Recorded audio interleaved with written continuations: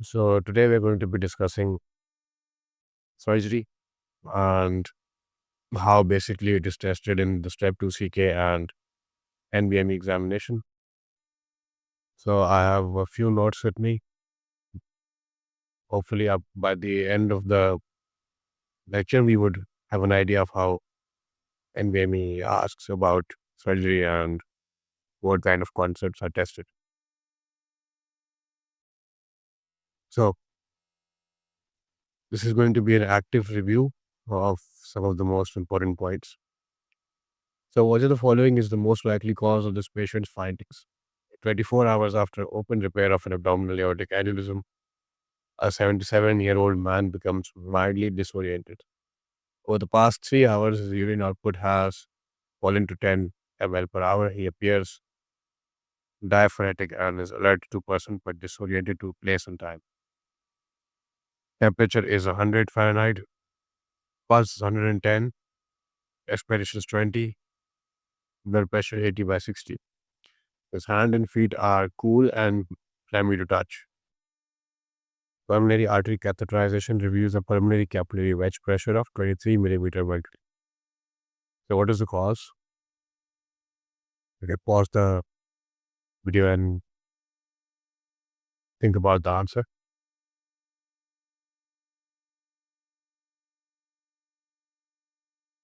All right, so the correct answer is myocardial infarction. It's cardiogenic shock. Here's the question once more. And let's go towards the explanation now. So what happened is that the patient is 24 hours post major vascular surgery and he's undergoing hypotension, tachycardia, and cool extremities. This is a clue that you must focus on. So he has hypotension, and he has cool clammy extremities. This is a clue that you must focus on. He also has oliguria. So oliguria basically is signifying that there is a lack of perfusion to the kidneys. So there is decreased perfusion. So there is decreased perfusion, which gives rise to decreased production of urine. So perfusion is decreased, which means that the blood is decreased. Right. So he has hypotension, tachycardia, clammy extremities. He also has an elevated pulmonary wedge pressure. So this is basically pathognomonic for cardiogenic shock. The increase in the PCWP is pathognomonic. So you need to remember the normal value which was given in the question. So let's see that this is a big clue. So elevated PCWP indicates increased left-sided filling pressures, which gives rise to cardiogenic shock, usually due to the acute myocardial dysfunction such as perioperative MI. The clinical picture, cold, clammy, and low BP oliguria, again, is consistent with low cardiac output shock, rather than a hypovolemic or distributed shock. So the step-by-step algorithm to solve this variant. How can you get to the right answer, basically?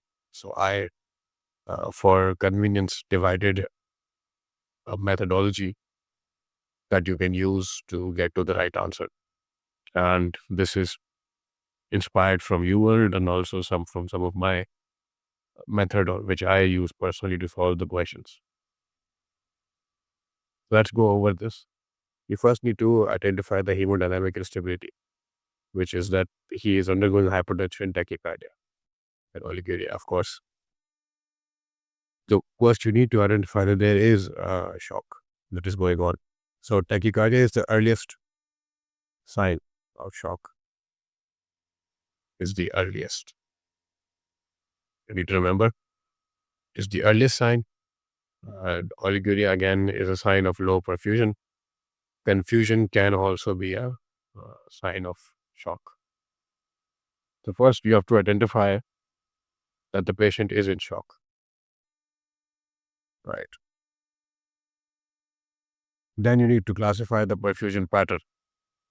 So cool extremities is poor perfusion, which would suggest low cardiac output.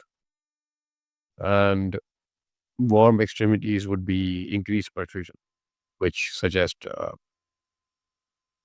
distributive or septic shock. Because in septic shock, what happens is there is vasodilation, so there is more blood going towards the extremities. More blood transmits more heat, and due to the transmission of increased heat, the extremities become warm, as opposed to being cool in a pure, poorly perfused state. So perfusion is normal or increased in shock, but it is decreased in cardiogenic shock. It is increased in septic shock, decrease in cardiogenic shock. Now you use the clue that is given. This PCWP is high, you need to know this. This is past level, you need to know this. So this indicates that there is left sided pressure increase, which is only found in cardiogenic shock. And it can also sometimes be found in obstructive shock if the etiology is cardiac tamponade. Now you need to match the cause to the post-op setting. So perioperative myocardial ischemia infarction is common after a major vascular surgery, which is a AAA repair, and causes new left ventricle dysfunction. So this is a point that you need to keep in mind, that abdominal aortic surgery is a risk factor for cardiogenic shock or any major vascular surgery. So now you pick the diagnosis at first, the clinical hemodynamic data, which is the cardiogenic shock. Differentials are very important. You need to keep in mind that why the other answers are wrong and why the answer that you are choosing is right. You need to have a good reasoning behind that. So option A, which was inadequate volume replacement, is signifying hypovolemia, which is wrong because hypovolemia would have a low PCWP because there would be decreased preload. So if there is less blood coming in the heart, then PCWP would automatically be low. Green output would be low. However, in this case, PCWP is high. So this excludes hypovolemia. However, hypovolemia can have tachycardia, hypotension, and cold climbing skin because perfusion would be decreased in that as well. Intra-abdominal hemorrhage. So post-op bleeding can cause hypotension or oliguria. However, there would be physical signs such as abdominal distension, drop in hemoglobin, hematocrit, low PCWP again, because there is less blood, right? So PCWP would be low. Also, the patient is febrile and tachycardic, which can be non-specific peri-op stress, but the hemodynamic detail that is given in the question points away. So in essence, both this and this are the same thing, which is decreased perfusion. We've already discussed why the cardiogenic shock is correct. Pulmonary congestion can also be present in this clinical presentation, but they can give you this, but it is not important that they give you this always. So keep this in mind. MI is the leading cause of cardiogenic shock. Pulmonary embolism can cause an obstructive shock, but again, the PCWP would be low or normal, and right-sided pressure would be increased. JVD and ventricular dilation. PE would also cause clear lungs. So not mentioned in this question, but if there is pulmonary congestion given, then PE would be ruled out. Sepsis is a distributive shock, which would have warm extremities and low systemic vascular resistance with normal or low PCWP. Unless the patient is fluid overloaded, then PCWP can be increased, but it is not. In a classical scenario, it is not. And sepsis would also not have cold, clammy extremities. It would have warm extremities, right? So we've already discussed that.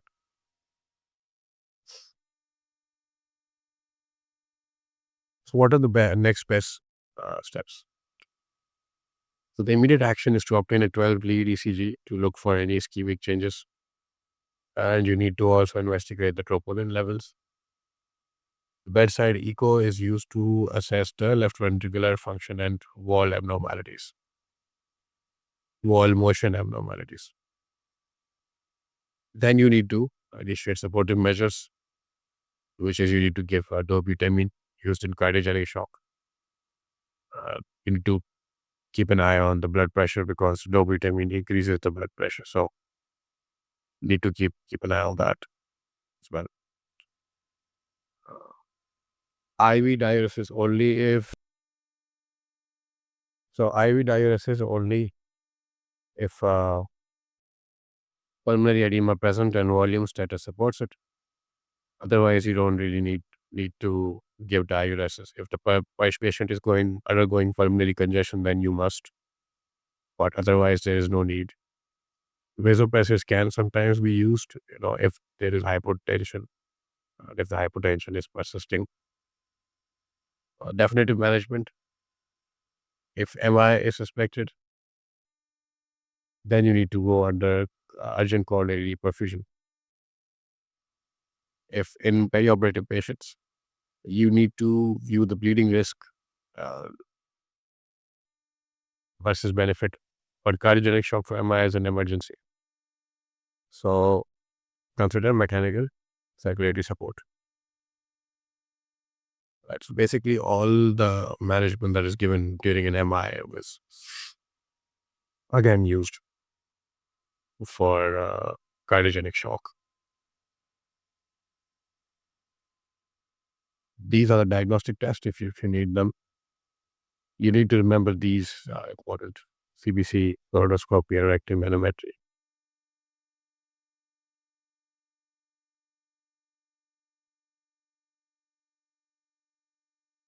Also, the high yield summary is basically high BCWPs, cardiogenic shock, cold clammy extremities, hypertension point to low cardiogenic shock, low cardiac output. In a post-op vascular surgery patient with shock and PCWP, think perioperative myocardial infarction. This is probably the most important point, one of the most important point that perioperatively patients can present with MI. So you need to remember this. It's important. Moving on. So the following is the most likely cause of this patient's diarrhea.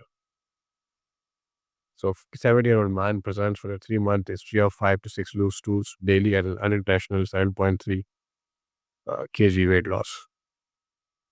2 months ago, he was treated with a 10-day course of tetracycline for sinusitis, after which he developed increased stool frequency for 3 weeks, which has since persisted. 1 year ago, he underwent aneurectomy with Billroth 2 uh, reconstruction for a perforated gastric ulcer. He reports no recent dietary changes. He takes ibuprofen for hip osteoarthritis. He is 6 feet tall and weighs 72, which means the BMI is normal. Physical examination shows a thin man with loose abdominal skin folds and a well-healed midline surgical scar. The abdomen is scaphoid and non-tender. So I'll give you the time to solve this by yourself.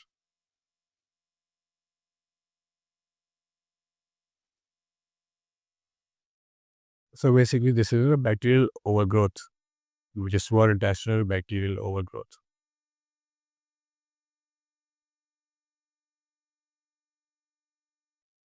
So enterectomy with Billroth 2 reconstruction predisposes to blind loops or stasis in the small intestine. Bacterial overgrowth, which basically causes chronic watery steatocystoma. diarrhea, malabsorption, and weight loss, possibly with B12 deficiency. The chronic nature is pathognomonic for it because there is also a condition known as dumping syndrome, which is acute. So there is dumping syndrome,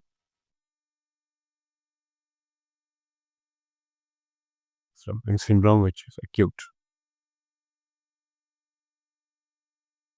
But this is chronic, and weight loss, scaphoid abdomen,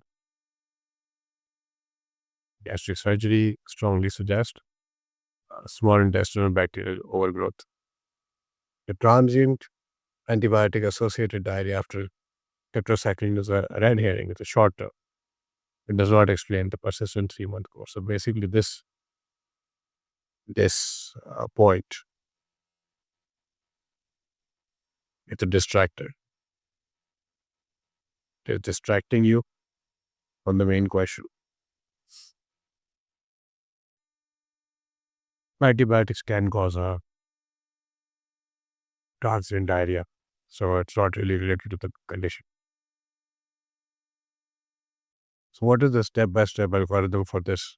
So you need to identify the key predisposition.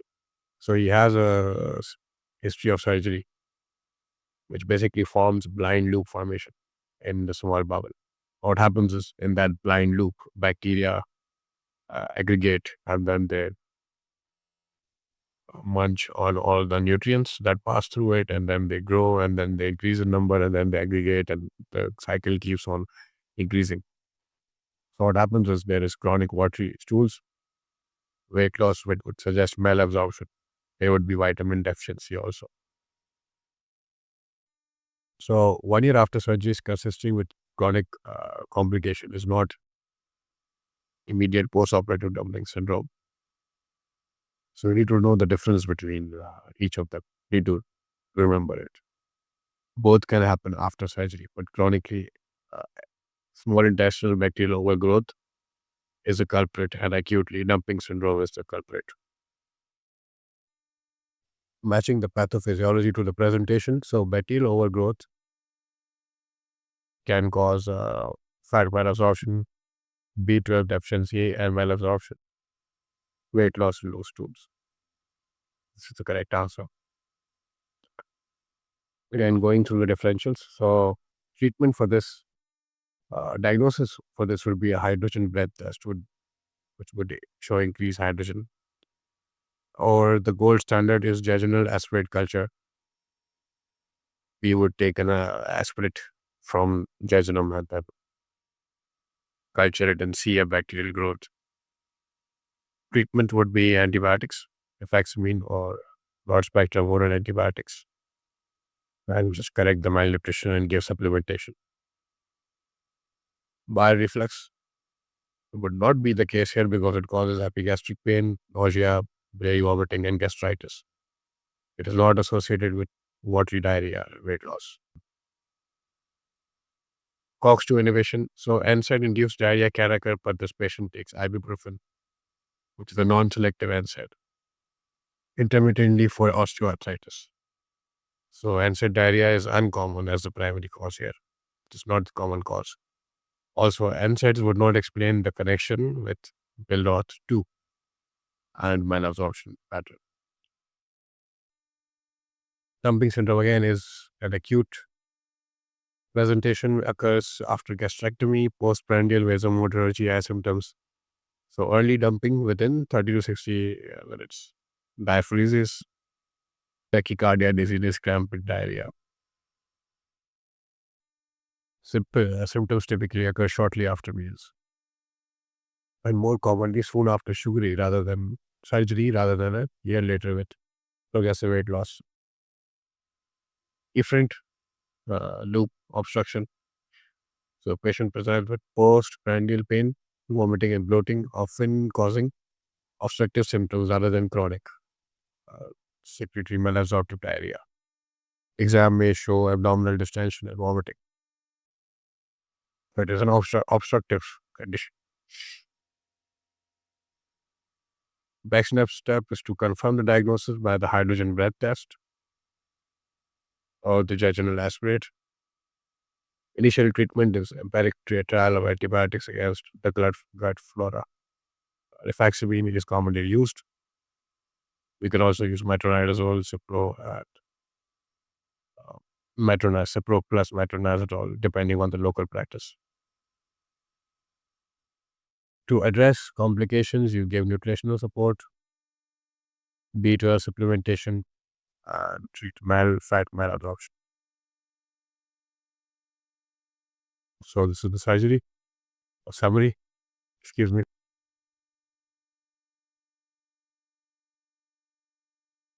All right. So which of the following is the most likely diagnosis? 32-year-old man is brought to the emergency department 30 minutes after a high-speed head-on motor vehicle collision. He was wearing a seat belt. On arrival, he is in severe respiratory distress. Bed sounds are markedly decreased over the left heavy thorax, and crepitus is noted over the face, neck, and left chest wall. Chest radiograph reveals extensive passive left-sided pneumothorax. After appropriate placement of the left chest tube, there is persistent large air leak. What is the diagnosis? So think about it.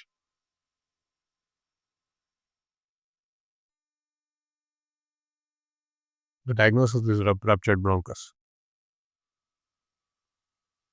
The patient has massive subcutaneous emphysema and left pneumothorax. But the most highlighted point is persistent large air leak despite appropriate chest tube placement. So if it was just pneumothorax, it would be fixed. But since it is a bronchial rupture, it has a persistent large air leak. So the air leak is of high volume plus subcutaneous emphysema strongly suggests a major tracheobronchial tree injury, which allows continuous air to escape from the airway to the pleural subcutaneous spaces.